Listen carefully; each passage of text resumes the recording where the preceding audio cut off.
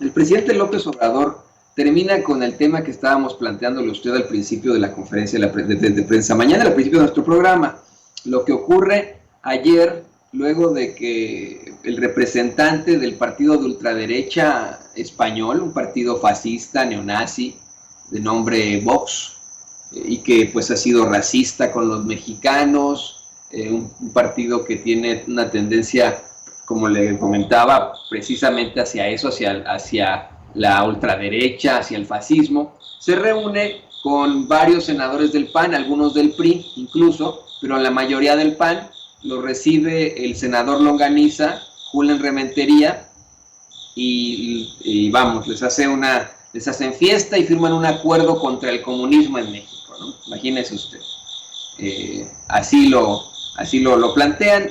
Varios miembros del PAN se oponen a esto, eso hay que decirlo con todas sus letras. Hay voces dentro del PAN y hasta el mismo Enrique Krause denuncia cómo es que este partido es incluso antisemita. Imagínese usted, ¿no? Enrique Krause, que es una de las voces pues más recalcitrantes de la ultraderecha allá en México, incluso denuncia que los panistas se hayan reunido y hayan firmado un acuerdo con Vox, con este partido de ultraderecha, y además antisemita, ¿no? Antisemita, racista, corrupto, son estos los que apoyan, por ejemplo, al rey emérito, lo da a conocer así el presidente. Y durante la conferencia de prensa mañanera, tuvimos a un compañero, Daniel Blancas, muy editorializado en la conferencia, ¿no? Hizo una serie de denuncias, denunció abiertamente, ahora le digo cómo se llama, al director de distribución de la Comisión Federal de Electricidad, Guillermo Nevares Elizondo, y en estas pues editoriales que hizo Blancas en la mañanera, le hizo una pregunta bien rara al presidente, ¿no? Una pregunta en la que cuestiona, recrimina que el presidente haya llegado, así lo interpreto yo, ¿no? Por el favor o el apoyo de los potentados, algo que a mí me parece verdaderamente ridículo, ¿no? O sea, de todos los políticos, señoras y señores, el que es el más odiado de los potentados es López Obrador. Vamos a ser bien honestos, esa es la realidad, ¿no? Pero aún así interpreto yo la pregunta de Blancas. Le pregunta, señor presidente, ya sabe, como siempre, ¿no? Con el histrionismo típico de Blancas, ¿es posible que un político pueda llegar a un cargo de elección popular sin ser apoyado por las élites? Una cosa así, ¿no? El presidente dijo, pues claro que sí. Yo llegué aquí por voluntad del pueblo de México. O sea, a mí hasta me pareció ofensiva la pregunta, ¿no? Para alguien así, que en efecto, sí, no tiene cola que le pisen. No estoy defendiendo a López Obrador, yo le insisto con esto. Desde que yo estudié periodismo hace ya muchos años en la Carlos Septién, lo he investigado y no le he encontrado ni un ápice de corrupción. Loretito le ha encontrado cosas a los hermanos y etcétera. Acaba de sacar una nota en el Universal en el que asegura que se firmaron una serie de contratos en el gobierno de Adán Augusto López, ahí en Tabasco, con Filipa, la prima de López Obrador, etcétera, etcétera, ¿no? Pero a López Obrador, ni yo, Antonio Ruiz, ni el resto de los periodistas, sean de derecha, de izquierda o de centro, sean los loretitos, pseudoperiodistas, le han encontrado un ápice de corrupción.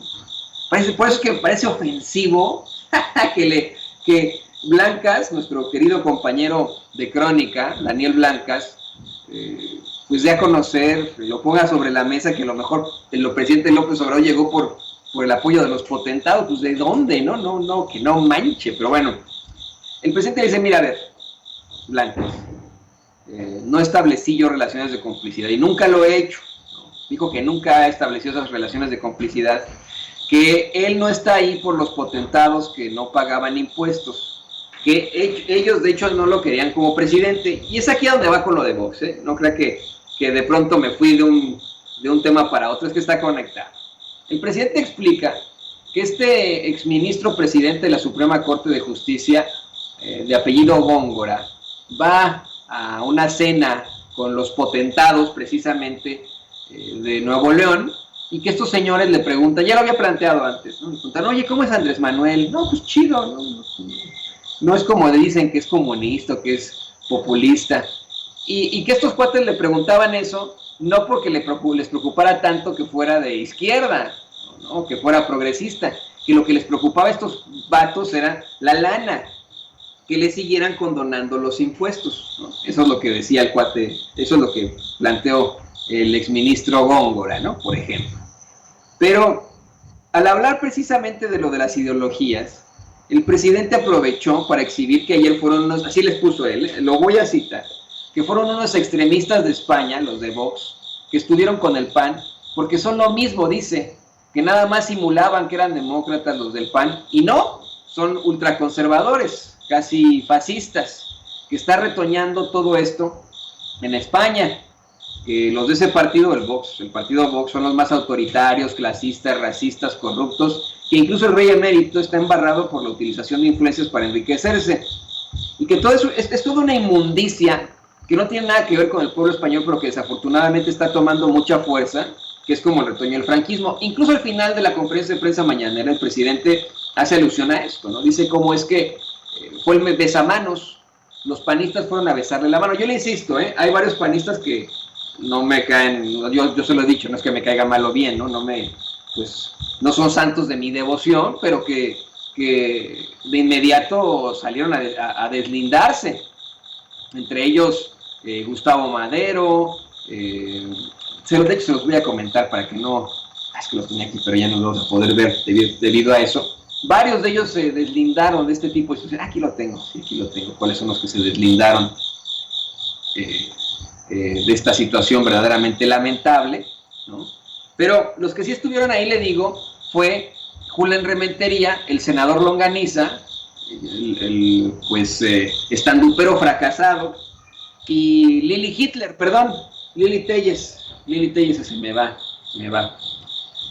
pero Lili Telles sí estuvo ahí en esa reunión, en ese besamanos de Vox.